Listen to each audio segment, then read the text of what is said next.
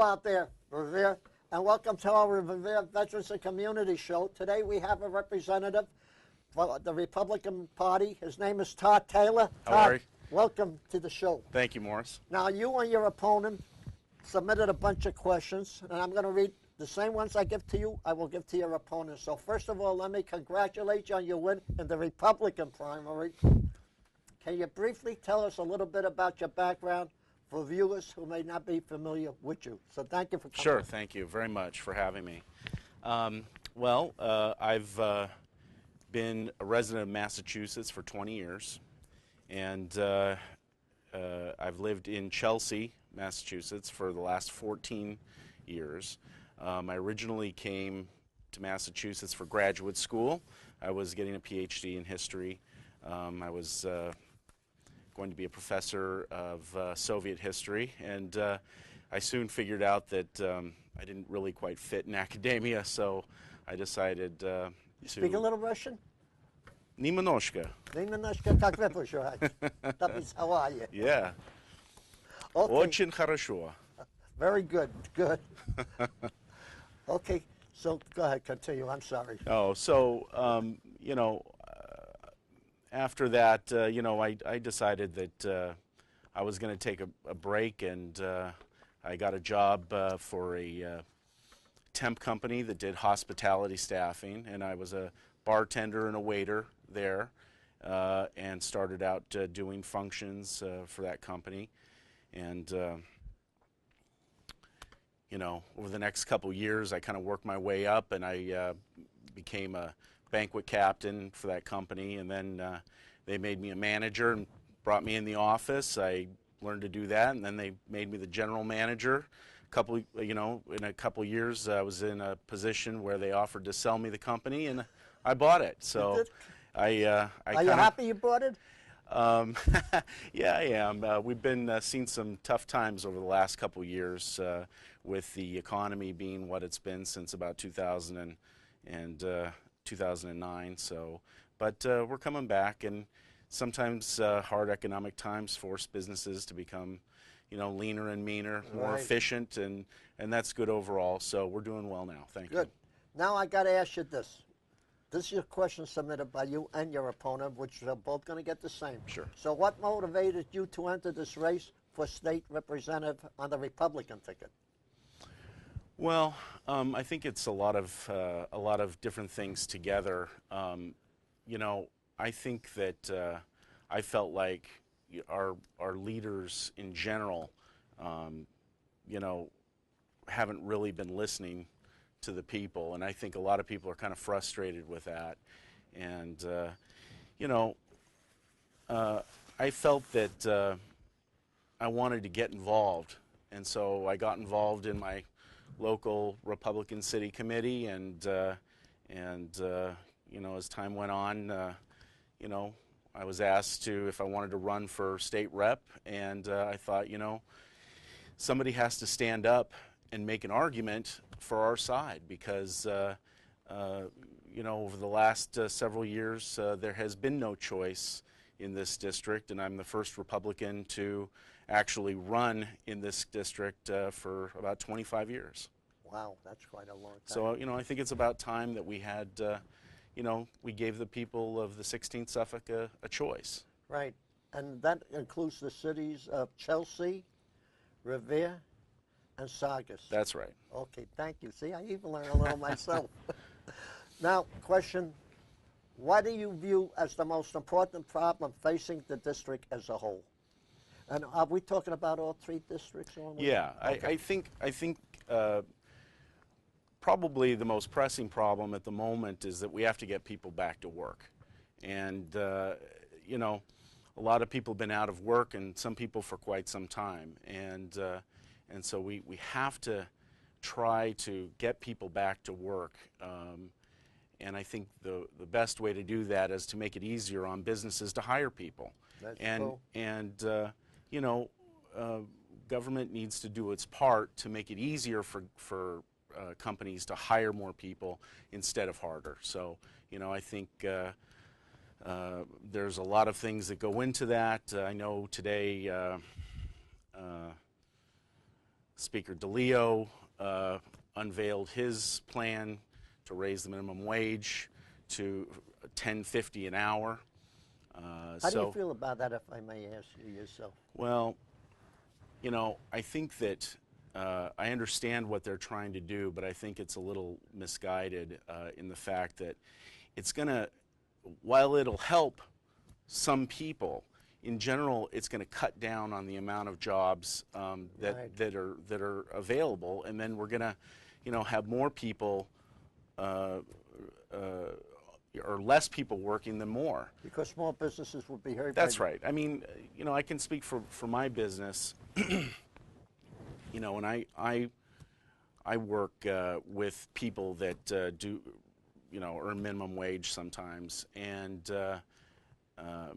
the problem is that when we raise the minimum wage, we pay the people more. That means I have to charge more to the companies that are contracting my services.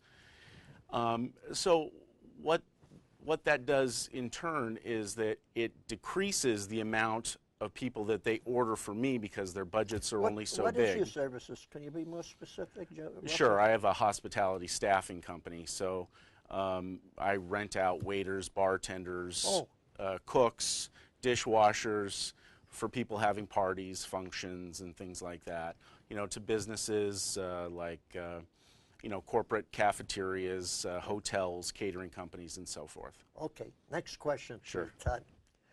What do you see as the most relevant experience for holding this office as a Republican representative? Well, I'll tell you. You know, when I was working as a waiter and a bartender, you know, I started out making $13 an hour, and so I think I've had kind of a range of work experience that gives me a kind of a unique insight about you know, what it is to be a worker, right? What it is to be a business owner from the other side, right? Right. And how you know, the government affects both of those sides regarding whether it's a minimum wage on one side or you know, business things like you know, taxes, health care, all kinds of things like that too. So, you know, I think the government can use more real people with real experience in the community, in the business community especially, because I think, you know, sometimes we get too many professional politicians who really don't know what it's like in the business community. I wish the government was a little bit more frugal with their money. Me too. Okay. Me too, believe me. The next question to you, Todd. Yeah. This will stump you. The state legislature recently passed a gas tax that will automatically increase to account for inflation. Yeah. Do you support this tax, and why or why not? No, I don't support the gas tax. I'd like to see the gas tax repealed, actually. I think that people in Massachusetts pay too many taxes as it is, and you know, the problem with this tax too is that, you know, they pass this law where it goes up every single year without them having to vote on it. So, you know, this is kind of un-American, I think, to pass a law where taxes go up and they don't have to go on the record by voting for it or against it. You mean they just do it automatically? Absolutely. It goes up automatically every year with the rate of inflation. And I also heard, unless I'm wrong, please do correct me, that the MBTA is also going to be raising their fare because they need the extra money for their transportation. Yeah. Do they have to vote on that too, or they just throw it up in the air? No, I think that gets voted on in the budget. Does? Yeah, Okay. I think so, yeah. Thank you for correcting me on that. Okay. Number 5, Massachusetts' unemployment rate is now above the national average for the first time in many years. How would you address job growth? Well, I think it's basically like we've said before, is that you know, government needs to do what it can for businesses to become more successful so that they can hire more people. Right. What some of the politicians don't seem to understand is that business is a thing, and when I talk about business, the vast majority of these entities are small businesses. Right. Okay? And small businesses employ most of the people around here. So, to saddle especially small businesses with a lot of costs and taxes and regulations that cost money, it's just cutting down on the money that could be spent to create more jobs and hire more people. And really, this is the engine that fuels our society. Right. If we don't, if we don't provide enough jobs for people, we end up paying, more people that aren't working. And so the key is to get as many people working as possible.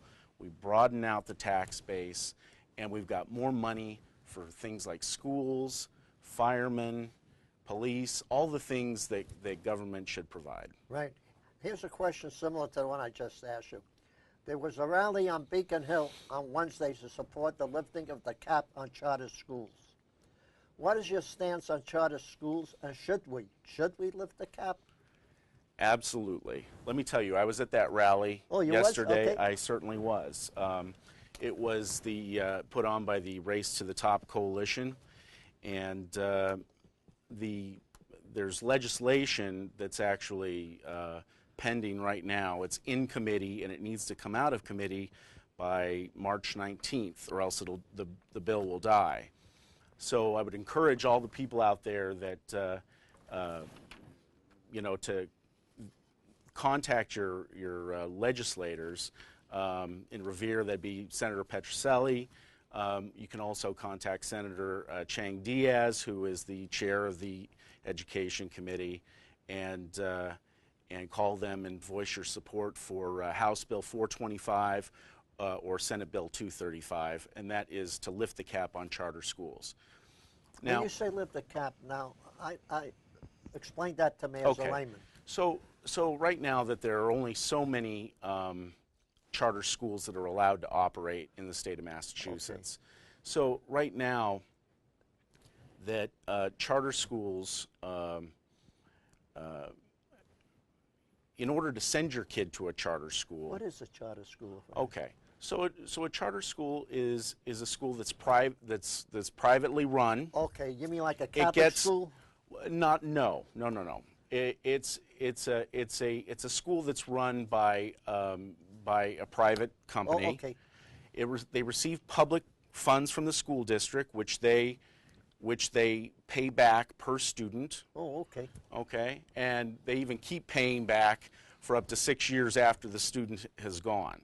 So I think that the difference is, and why charter schools have had more success than I think in general the public schools, right, is because they have the freedom to use kind of new and innovative teaching methods.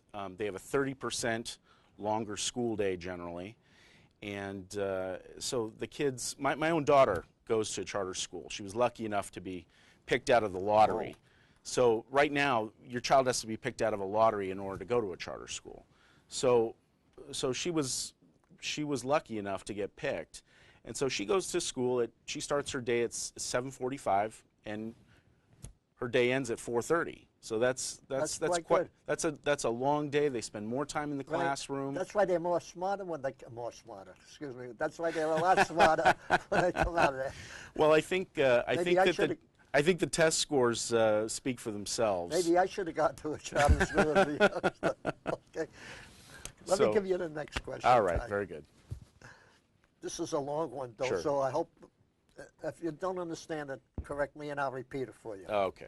There has been a number of recent stories about significant problems with the Massachusetts state government, DTA, DCF, the Health Connector, and many people seem frustrated. How would you work for positive changes to these troubled agencies? And I'm talking about DTA and DCF. Yeah, I think that there's been a lot of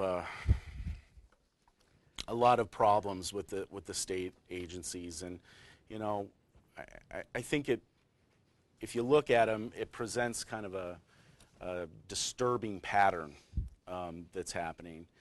And I think with any type of organization or agencies that are, you know, where you have a lot of people working and trying to take care of things, you know, the most important thing is you know, we have to have better oversight over these agencies. You know, whether it's the tragedy with the DCF, you know, with these kids, it's just awful. And it seems like, you know, if you have problems in an agency, as the head of that agency, or even all the way up to the governor, you know, you need to fix these agencies. And if somebody's making significant, you know, mistakes, Right. you need to make a change. Exactly. In the business world, you know, If we get would rid go out of business if we just kept the same people in their jobs and never got rid of anyone because they're afraid that you know, it won't look good in the press, or Well, you that's know, up to the voters. instead of fixing the problems and bringing new people in that can, you know, do the job effectively. Okay. I got a couple of good ones for you coming up Sure. now. Let's see. We'll talk about, you come from Chelsea, correct? Yes. Let's talk about Chelsea. then. Okay. There has been some great developments that has taken place in Chelsea recently. Can you talk a little bit about your future plans for the city, I'm talking about Chelsea, to keep Chelsea moving forward? Sure. And I think that you know, with all the cities in the district, I think you know, we need a lot more economic development. We were just talking about jobs. Right. I know in Chelsea, you know, there's several new condo complexes going up. There's a new FBI office that's FBI? going in. FBI, correct. So they're moving closer to Revere then. So, and I've got to really give it to the Chelsea City Council and the city manager Jay Ash, who has done a great job in our city turning Chelsea around, and we need more good people.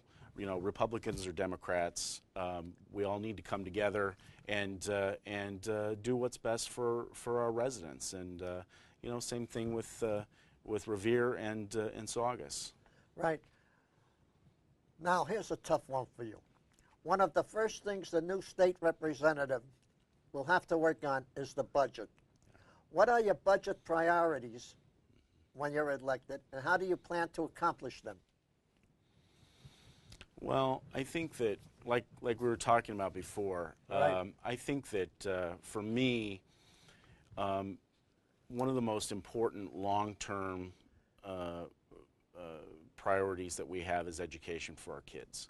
It is really the most important long-term thing that we can do, or we can concentrate on, because if we can get our kids on the right path early, we can avoid a lot of problems down the road, you know, whether those are economic problems, social problems, you know, everything from you know, healthy eating to, you know, staying away from drugs to, you know, becoming better educated and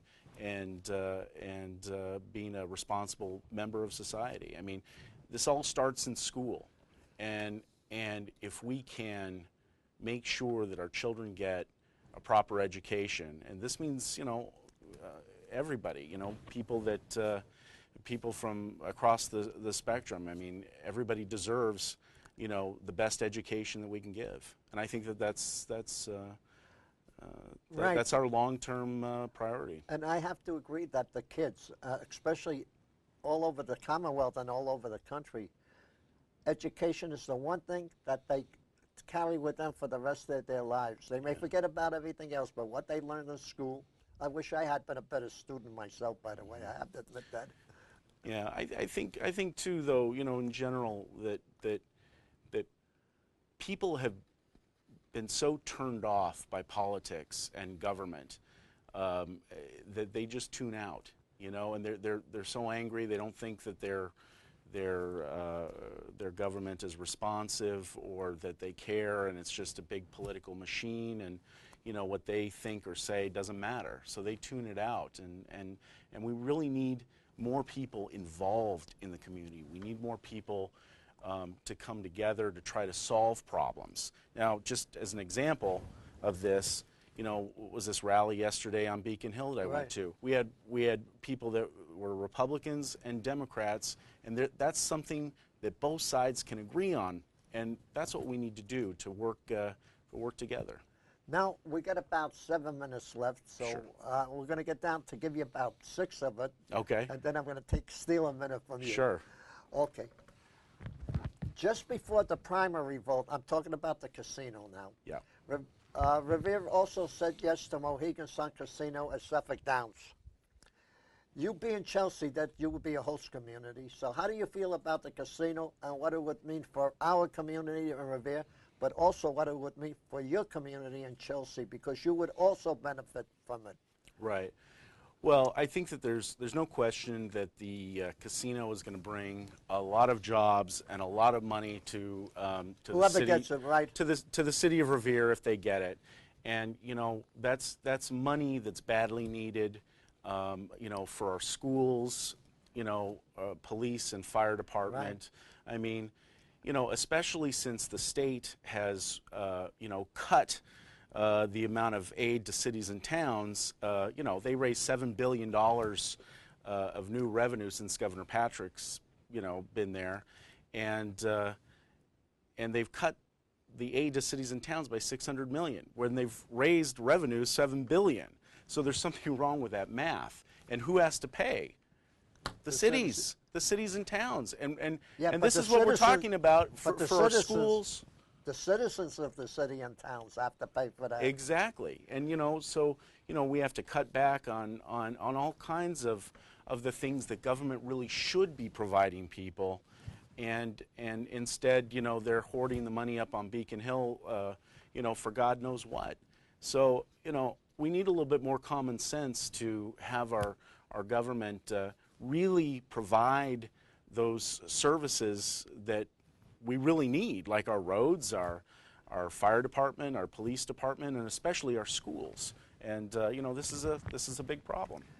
Before we close out, I would like to say something about the casino. Our mayor, Dan Rizzo, and you can talk about your mayor in Chelsea, but our mayor, Dan Rizzo in Revere, does an excellent job. Yeah.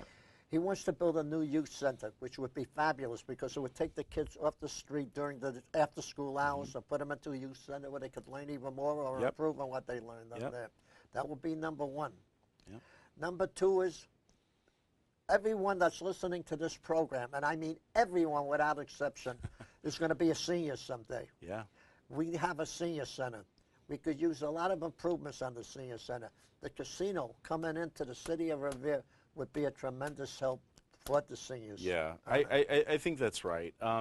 You know, and I think in general, the benefits of this would kind of outweigh the costs. But you know, there were a lot of people that were against the casino, and I understand why they were. And you know, I think that they have a lot of valid points on that. But I think, you know, we can do an awful lot of good with all that money coming in. I got to say this about you. Those people that we talked about who were against the casino, they will also profit by the casino coming in because they will use the roads that will be renewed, that will be fixed.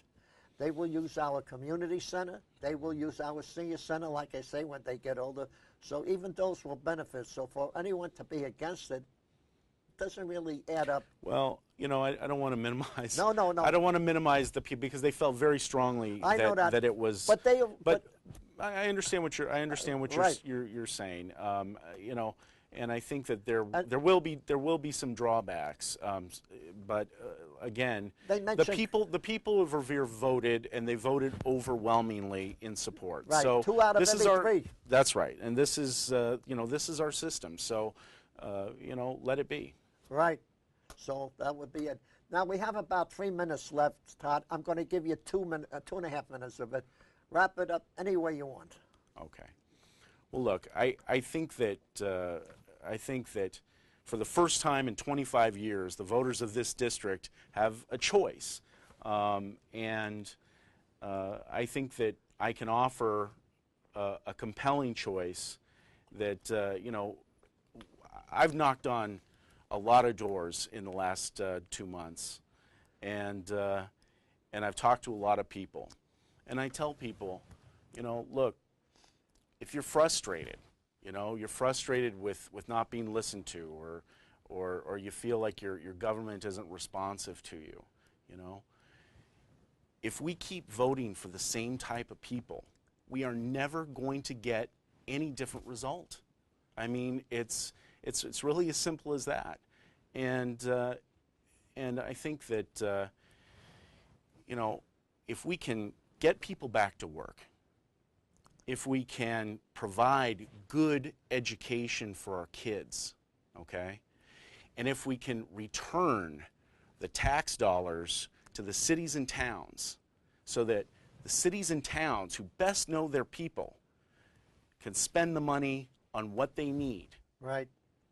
We are going to go far in turning this state around and really returning, you know, better, more efficient government to the people. And really, that's what the country's all about. You know, we want to give people opportunities to work and to build their own lives, you know, instead of having to, you know, just depend on the government to give them something. You know, we want people to be in control of their own destinies, and that's what America is supposed to be all about. Right, Tom.